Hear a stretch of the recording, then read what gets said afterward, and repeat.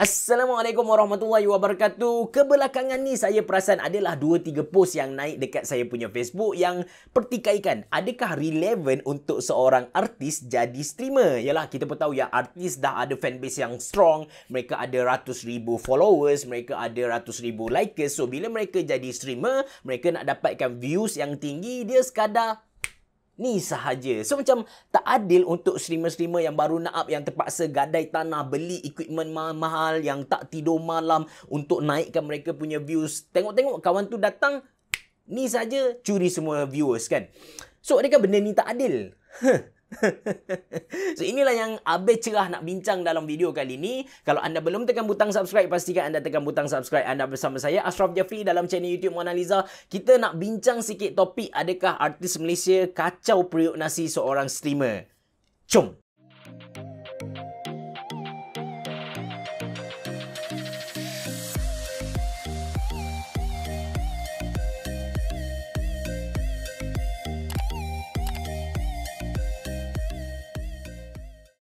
Alright, saya harap siapa-siapa yang tonton video ni dapat buka hati dia dan terima nasihat saya seolah-olah nasihat dari seorang abang yang jauh lagi tua, yang kemungkinan besar esok lusa akan mati, kepada seorang adik yang jauh lagi muda lah. Sepanjang 31 tahun saya hidup, saya realise satu perkara. Kita suka ataupun kita tak suka, hidup ni memang tak adil. Saya tak kata Tuhan tak adil, tapi saya kata sistem yang kita hidup hari ni banyak benda yang tak adil.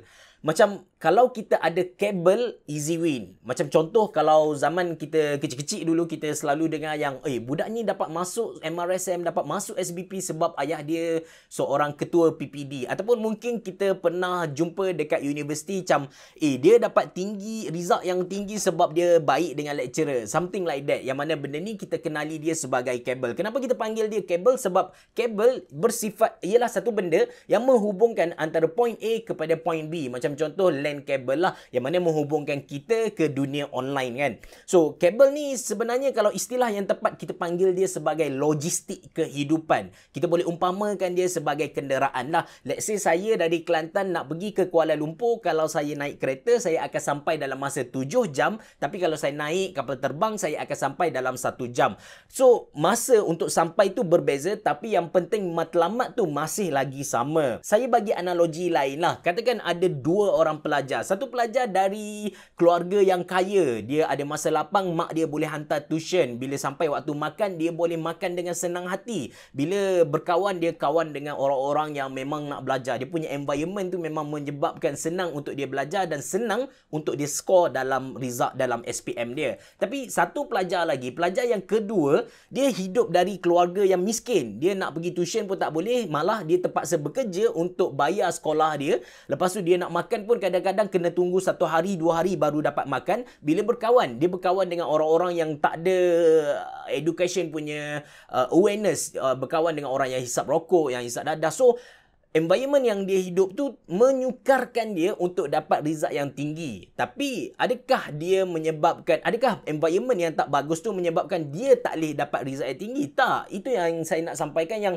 betapa adilnya Tuhan apabila dia bagi kepada kita 24 jam yang sama, tapi terpulang kepada kita untuk guna 24 jam tu untuk dapatkan skor yang tinggi ataupun skor yang rendah, untuk jadikan kita kaya ataupun untuk jadikan kita miskin. Dalam kes streaming kali ni, mungkin kita ni entah siapa-siapa, kita main game pun tak adalah pro sangat. Kawan-kawan selalu caci maki kita, trash talk, ataupun mak ayah dia memang tak support kita. So kita terpaksa harungi jalan yang berliku ni seorang diri, penat, sedih. Tiba-tiba datang seorang mamat ni, dia stream saja tak sampai 1 hari dia dapat 1000 views, which is kita nak dapat 100 concurrent views pun susah gila. So macam tak adil lah kan. Tak adil kalau kita tengok pada proses tu saja. Tapi kalau kita tengok pada big picture, kita tengok pada result akhir dia, kita akan rasa macam betapa adilnya Tuhan. Dia tak kata yang kalau kita nak berjaya dalam bidang streaming ini, kita kena jadi artis. Kalau kau artis, kau berjaya. Kalau kau orang biasa, kau tak akan berjaya. Tak, Tuhan tak kata macam tu. Tuhan kata kalau kita usaha, kita akan dapat. So Seriously, bila kita tengok pada peluang yang Tuhan bagi kepada semua hamba dia, kita akan rasa betapa adilnya Tuhan sebenarnya. Dan sebenarnya tak jadi masalah pun untuk seorang artis jadi streamer sebab mereka masih lagi lakukan kerja hakiki mereka. Kita kena faham yang kerja hakiki seorang artis ialah entertainer, menghiburkan audiens mereka. Cuma apa yang mereka buat sekarang ialah mereka tukar platform dari platform TV3 ataupun platform Astro, mereka tukar ke platform Facebook dengan jadi seorang streamer, ataupun dari platform kita kata TV1 mereka tukar kepada platform YouTube, jadi seorang YouTuber. So mereka just tukar platform saja, mereka tak tukar kerjaya mereka, which is kalau kita tengok dari sudut ni, kita lah yang kacau periuk nasi mereka sebenarnya. Dan kita kena faham seorang artis juga manusia, mereka perlukan duit untuk makan. Mereka tak boleh nak pergi dekat gerai nasi lemak, bang saya beli nasi lemak ayam rempah ni dengan 10,000 likes. Okey tak?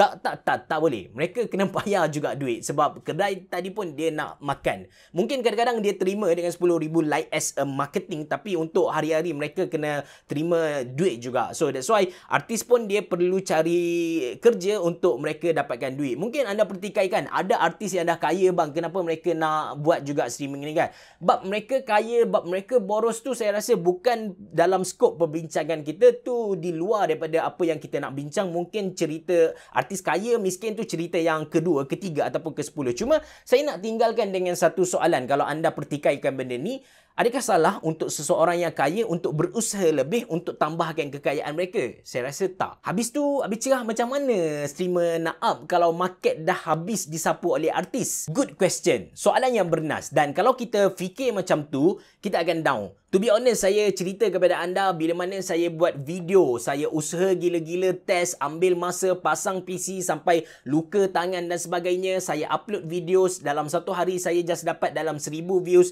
Tiba-tiba saya buka YouTube, saya jalan-jalan dekat YouTube, saya nampak video Fazli Halim baru publish 4 jam yang lepas dapat 100,000 views. Tak down ke? Seriously, down kot. Memang sifat manusia, kita punya motivasi boleh naik dan turun. So, bila kita tengok keadaan macam tu, memang kita akan down. Cuma, saya nak ingatkan balik, benda-benda ni dia bukan tiba-tiba berlaku. Anda boleh cek balik streamer-streamer yang lama, macam Solos, ataupun Afiq Chi, ataupun Mel Romeo. Mereka tak start dengan stream tiba-tiba dapat 100,000 views. Tak ada. Mereka start dari awal, dari kosong. Even zaman mereka sebenarnya lagi susah dengan sekarang. Sebab zaman mereka tak ada orang tahu streaming is a job. Streamer is a job. Tak ada orang setuju dengan benda tu. Ramai yang kata jadi streamer tak ada masa depan. Duduk depan komputer main game. Tunjuk kepada orang main game satu benda yang membazir. Zaman tu semua orang pandang negatif. Cuba sebut apa benda negatif yang tak disebut ketika tu. Semua benda mereka alami. Mereka dah buka jalan kepada kita dan masalah sekarang ialah competition. Yang kita pertikaikan ni ialah competition, which is bukan sahaja ada dalam skop streamer, tapi dalam apa-apa saja kita buat dalam dunia ni, dalam segi pembelajaran, dari segi kerja, dari segi bisnes pun kita tetap ada competition. And competition memang selalu tidak adil, cuma orang yang pandai akan dapat survive bila mana dia usahalah. Jadi, apa yang tinggal sekarang ialah untuk kita hasilkan video yang berkualiti, untuk hasilkan satu streaming yang mempunyai unsur-unsur yang menghiburkan, bukan streaming yang shock sendiri. Saya perasan dekat Malaysia ni, untuk streamer-streamer baru nak up ataupun YouTuber yang baru nak up, mereka just tunjuk gameplay mereka tak bawa story ataupun jalan cerita ke dalam tu, mereka tak berinteraksi dengan audience mereka. Macam saya kalau jadi audience mereka, saya macam daripada aku tengok kau main, lebih baik aku main sendiri. Even aku note pun lagi menghiburkan compare dengan apa yang aku sedang tengok sekarang, membazir masa kot. Yes, key point dia ialah content. Kita kena hasilkan kandungan yang bernas, kandungan yang berkualiti supaya orang tengok video kita tu mereka terhibur. Saya suka bagi contoh Linus Tech lah, Linus Sebastian. Dia start masuk ke arena YouTube ni pada tahun 2006 atas channel NCIX. So NCIX ialah syarikat komputer yang berada di Kanada. Dia jadi marketing dekat sana, dia buat marketing dekat sana, dia buat video. Dan pada tahun 2011 dia perasan yang Dia dah ada fanbase dia sendiri, jadi dia keluar, dia buat Linus Tech channel yang kita boleh tengok sekarang, dan dalam masa tak sampai 1 bulan dia dah dapat kumpul 500,000 subscriber, yang mana dia punya fanbase dekat NCIS tadilah. So apa yang saya nak cuba sampaikan dekat sini, sebenarnya dekat arena media sosial, tak kisahlah Facebook ke, IG ke, TikTok ke, ataupun YouTube sendiri, sebenarnya orang tak tengok game tu, orang tak tengok apa kita cakap, orang tak tengok produk review tu, tapi orang nak tengok apa, orang nak tengok orang nak tengok apa yang kita kata. Macam kes Sajat baru ni kan, kita dah dengar ulasan dari Ustaz Azhar Idrus, kita dah dengar ulasan dari Ustaz Abid Liu sebagai contoh, kata benda ni salah. Tapi bila YouTuber yang kita kenal ulas benda sama, kita rasa gembira. Sebab apa? Sebab kita nak dengar orang yang kita minat ni kata apa. That's why sebenarnya dia sama juga dengan kes artis ni. So artis dia tak kisah dia berada dekat Astro Ria ke, TV3 ke, dia pergi mana-mana orang akan follow dia. Sebab apa? Sebab orang nak tengok orang. Orang tak kisah cerita apa yang dia main, tapi orang nak tengok, oh artis ni cakap apa, artis ni dia buat macam mana, dia berlakon macam mana. So the same thing. Jadi kita kena hasilkan konten yang berkualiti hingga kan orang ketagih dengan kita punya konten tu. Orang bukan ketagih dengan channel kita. Itu yang penting. Balik pada topik artis kacau periuk nasi kita. Kalau anda rasa artis kacau periuk nasi kita, saya rasa tak betul. Sebab dalam apa-apa perkara yang kita kerjakan atas muka bumi ni, competition tu ada, dan yang penting mesti ada orang yang berada di atas compare dengan kita. Saya kongsikan pengalaman saya belajar. Saya ada seorang kawan yang saya kategorikan dia dalam golongan, maaf sebut, celaka. Sebab apa saya panggil dia celaka? Sebab dia antara orang yang tidur paling banyak dalam kelas. Dekat rumah pun dia tidur, kerja dia tengok Miss Buster saja, tapi bila masuk exam dia dapat nombor 1, dia dapat nombor 2 macam tu. Sedangkan saya usaha sampai pukul 3 pagi belajar, lepas tu duduk dalam bas pun kita hafal lagi kanji dan sebagainya, tapi bila masuk exam kita just nak dapat, kita just lepas C saja. Lepas C saja kita dapat dalam 61 markah macam tu saja. So kalau kita rasa hidup ni tak ada, dia memang ada. Orang-orang yang macam ni mesti ada, tak kisah apa benda yang kita usahakan. So tinggal 2 pilihan saja yang kita ada, sama ada kita nak terus merungut ataupun kita jadi golongan yang kedua, golongan yang bijak pandai, kita atur strategi, perbaiki diri dan dapatkan apa yang kita nak tadilah. Bayangkan di hadapan kita ada seekor harimau yang sedang tunggu kita. So kalau kita jadi golongan pertama, kita akan merungut, alah harimau ada depan aku, matilah aku. Sambil tu kita berjalan ke arah harimau, sampai satu masa harimau tu akan terkam makan kita lah. Tapi kalau kita jadi golongan yang kedua, kita nampak harimau di hadapan kita, apa yang kita akan buat ialah kita akan susun strategi, kita akan cari jalan yang lain supaya kita dapat sampai destinasi kita dalam masa sama, tak dimakan oleh harimau lah. So saya suggest anda semua untuk jadi golongan yang kedua, golongan yang perbaiki diri dia, yang atur strategi dia, yang dapat susun balik jalan supaya dia dapat apa yang dia nak lah. Trust me, Allah dia tak hampakan hamba dia, dia tak sia-siakan usaha hamba dia. Try tengok channel YouTube Muaz Malik. Saya suka bagi contoh ni sebab anda boleh tengok lagi, dia mula buat YouTube video pada tahun 2014 sampai 2017, 3 tahun, 2014, 15, 16, 17, 4 tahun dia usahakan, tak ada hasil. Viewers sekadar 500 views, 600 views. Tapi bila dia start buat tentang Pocophone, dia punya views tu melonjak naik, dan sekarang dia boleh, saya boleh kata dia antara top favorite tech YouTuber dekat Malaysia lah.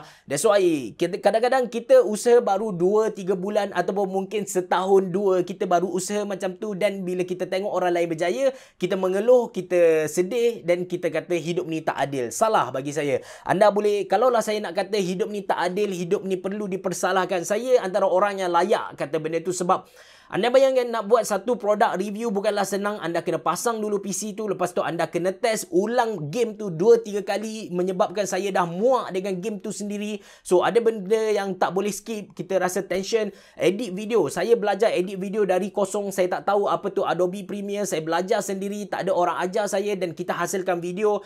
Bila kita hasilkan video yang usaha gila-gila tadi, kita tengok oh dapat 1,000 views saja. Sedangkan datang seorang YouTuber yang entah dari mana buat konten yang merapu, macam contoh how to open a door, ataupun contoh lagi tutorial tak buat apa-apa dapat 100,000 views. Anda rasa benda tu adil? Benda tu tak adil. Tapi kalau saya kekal merungut saja, nothing akan jadi. Tak ada apa-apa yang akan berlaku dan saya akan kekal duduk sebagai seorang loser.